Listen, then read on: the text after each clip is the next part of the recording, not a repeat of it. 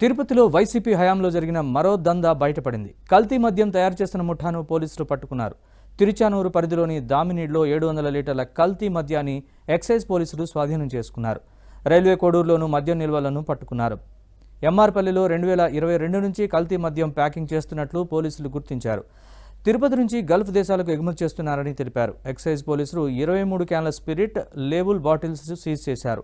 30 లక్షల రూపాయల విలువ చేసే ముడి పదార్థాలు పట్టుకున్నారు.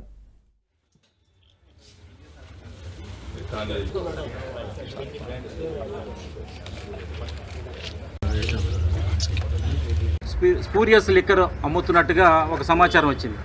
ఈ సమాచారం అందుకున్న ఏసీ గారు, కోడూరు రైల్వే స్టేషన్ సిబ్బంది ఒక టీమ్గా ఏర్పడి ఒక సీక్రెట్ ఆపరేషన్ చేశారు. సీక్రెట్ ఆపరేషన్ చేస్తే దీనిలో 591 బాటిళ్ళు fake liquor, spurious liquor seize చేయడం జరిగింది. డిఫరెంట్ లేబుల్స్ పెట్టారు. అవి ఏం లేబుల్స్ అంటే ఓల్డ్ అడ్మిరల్ ఒక బ్రాండు, సెలబ్రిటీ అనేది ఒక బ్రాండు, ట్రాపికాన్ అనేది.